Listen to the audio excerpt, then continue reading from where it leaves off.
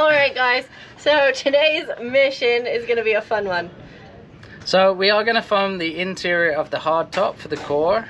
We're going to take you over in just a second and show you where we've got to. We didn't bother filming the sanding and the prep and stuff, but we can show you where we got to with the strengthening points.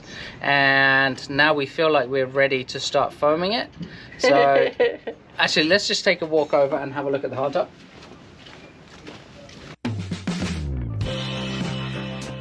Hi, we are Erica and Davy, an adventurous, slightly crazy couple who has taken on the challenge that is a hurricane-damaged catamaran. We have come so far. Subscribe to our channel to follow our journey. Take a chance. You never know how perfect something may turn out to be. Alright, so as you can see, we've got all the fixing points in here. These are where the stainless steel is going to be attaching. So here, here, there, there, and there. Plenty of points. They've been glassed in, tabbed in. The area where I actually cracked the hardtop by walking on it when it was too thin and it wasn't foamed, that's been repaired. The delaminated stringer that was here due to water intrusion, due to the fact that this one had cracked and water got inside it, that's all been repaired. So we're good and solid and ready to go. We did all the glassing yesterday. It's all fully. This hardtop was made, I don't know if you've all watched the videos previous, but this was a polyester build. But we've now, because it's been sat for a while, we're obviously not going to continue with polyester. We've continued with epoxy, and we did a full coat of epoxy over everything, and we've done a 40 grit sand over everything this morning with an acetone wash down. So this should be a good, nice, solid surface for the foam now to adhere to. The way we're going to put the foam in, Erica just asked me a minute ago, she goes, why do you look funny? You look a bit concerned. And it's working with this foam is, if you've seen the videos from Lupron, that was the first and only time I've ever worked with foam, and it kind of just went, we did quite a good job, and it ended up really, really well, but it kind of made a mess, so I'm trying to do better this time. So the way we're looking at this time, we've got this this board here, which is a 4 foot by 2 foot board. The underside of it has been waxed, so the foam itself, when it expands, won't stick to it. So the idea is, we start here in the middle. Obviously, with the concave, if we pour any foam in, it's going to run to the middle before it expands and goes nuts and tries to go anywhere else. So this is the idea, that we can pour a small, hence the word small, in the middle, and hope it just fills out just a small amount, because then that will block it for when we move up to go into the other directions. So this is the idea, and we can just put gentle pressure on, and that should really eliminate What's that one? How much, sorry guys, I thought that was this camera running out of battery. That should really eliminate, if we hold in this, because all the ribs are actually, the ribs or the struts, whatever you want to call them, stringers, they're actually in line, they're straight. So if we can just keep a bit of pressure on as it goes, it won't push this up, it will just push the foam out until it stops forming. And when we remove it, it will take a very light sanding and epoxy coat over the top, and we can lay glass on the top of it. Before, we use the plastic with sort of small strips, and in between every strip was the big lump, because the plastic obviously can't hold it. Yeah. So that's the idea here, and this is a guy from Mark down the road at one of the local fiberglass stores. He's told me to try it this way, and that's what he looks like he knows. He looks like he's been in the industry before they invented fiberglass. So another thing that Mark told us that would be helpful with this product is if you put it in the refrigerator for a couple hours before you use it. So this is supposed to give you about 5 minutes working time instead of about 30 seconds. So I'm gonna go grab it from the set power upstairs, and then we're gonna give it a go. Fingers crossed, guys. This is either gonna be nice and easy or YouTube gold. All right, so this is where we're keeping the set power at the moment. You guys remember our video on our new fridge freezer. Dun, dun. Alrighty. What are you doing, 1 inch? I'm gonna just pour a 1 inch pour. There's wind, 1 inch pour. So I'm using 2 mixing cups, and I've actually marked them already, A and B. I bet I just put B and A. That's part B. Which went in A. Yeah. So we're opposite, so that's a bad start already. Let's move that out of the way from the wind. Where's that Sharpie? Alright, we've adjusted that. Are you scared yet? No, are you? I'm not the one that gets anxious about this stuff, but today I remember last time it made such a mess. Okay, do it. All right.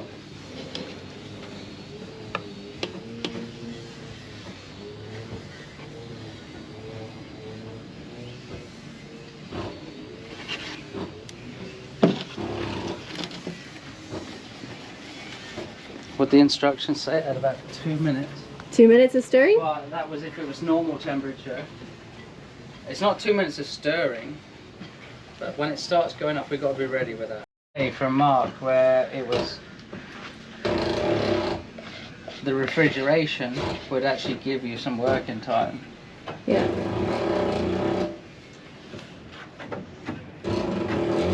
All right, Mark, this is where we find out if you're right. It hasn't started to do anything No, it hasn't started yet. to go anywhere yet.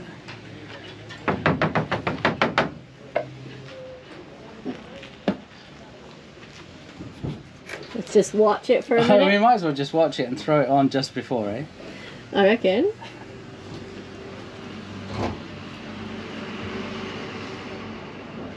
It's a bit undramatic at the moment. Yeah, it's really undramatic.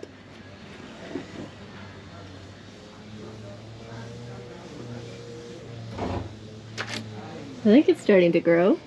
I think it is very slightly. It's working together.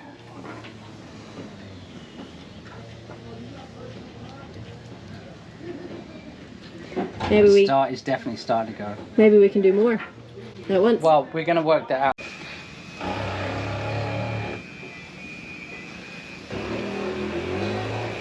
Are we gonna have to put more on top of it? I'm not sure. I remember the last time in Dominican it just went nuts. Yeah. But we were working in what, 125s? Yeah. High humidity, and we hadn't refrigerated. Mark did say that this gives you about 5 minutes of working time. All right, put it down. Put it down. It's getting bigger. Oh, we've got loads of time right now. Huh? Is that it? It better feel more than that, because otherwise we haven't got enough. We're going to have to go back to the damn store and buy more foam.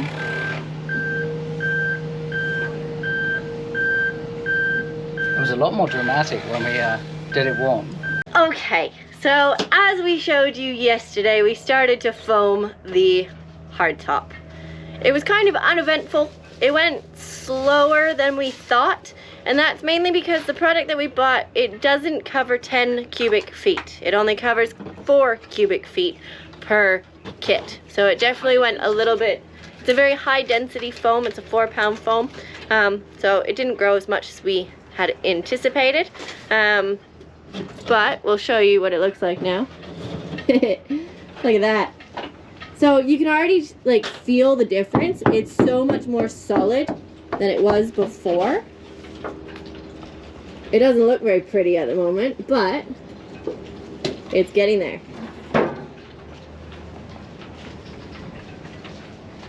So the trickiest bit is we want to make it as level as possible so that when we put the fiberglass on top, the fiberglass matting, we don't have to fare and fill as many holes and voids after the fact. So that's the trickiest part with this foam, is trying to get an even layer. Obviously there's a slope with the hardtop, so that's the trickiest bit. All right, it's like chemistry. Put your gloves on. Always wear gloves, because this is sticky. These gloves don't want to go on me today. Sweaty hands. Normally well. Sticky from the paint. Yeah.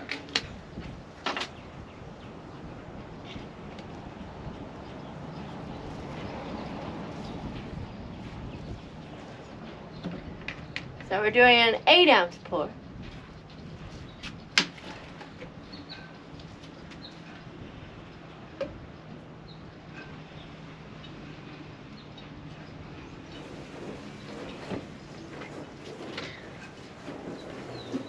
Pour desired amount of part A into part B. Do not pour part B on top of A. Part A into B. So dark into light. You'd think I'd remember that from yesterday. You did enough pours yesterday. Here we go. Can you turn that camera around? Which one am I doing? The first, not the first, second, this one. From the top or? From the top. I reckon a decent pour here because it'll run down, fill up the edges and a little bit in the middle, so then we'll slap the board and try and hold it down.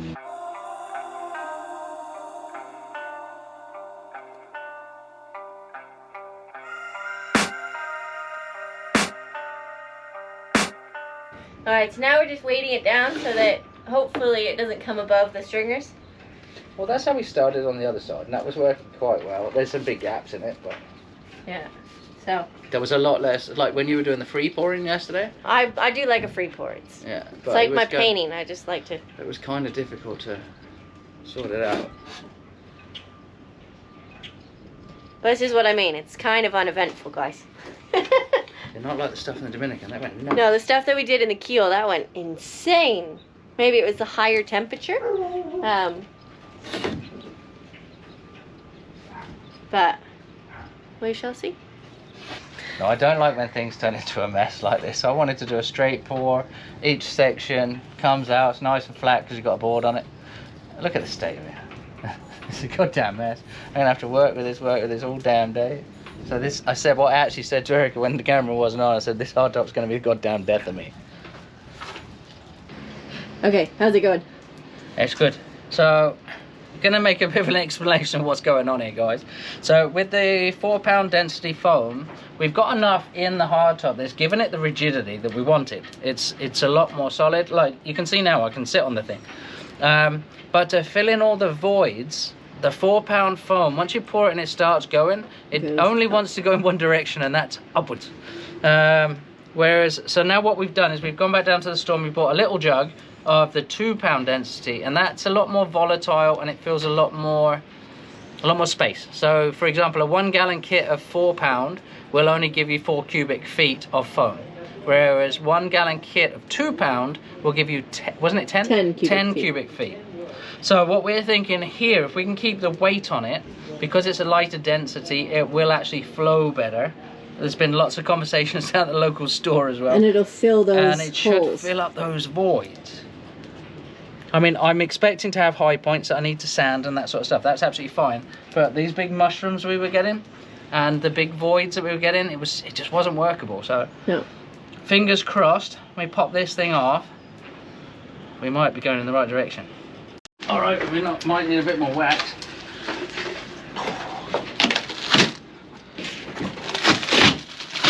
That's what we wanted. That's better. She does do an extra sizzle when it comes when the off. air gets it. Yeah. That's so much better. But that's workable, we can sand that. Look at that smile. That's more like it. That's I had not a feeling smile. this morning. There is a smile, trust me, there's a smile on the inside. I've laid awake since 2 o'clock in the morning thinking about this damn project, how to make it work better, and I think we've got the rigidity now from the 4 pound that's already there. The 2 pound is going to fill in the voids, and it's going to give us a nice flat, even surface to glass onto. So yeah, because you can easily sand that. we're getting somewhere, babe. We can easily sand that down. Yeah. And the it's 2 pound even. foam is actually easier to sand than the 4 pound foam as well, because it's less dense. So what I'm going to do now with the mess that we've got a few mushrooms and humps and lumps. I'm going to go around, sort all that out, and then we're going to come back and we're going to pour and fill in all the other bits, and then hopefully we end up with a nice little surface like this over the whole thing, and we can start glassing her up. What you doing? Shaping my foam. I finally got one of the dances on video.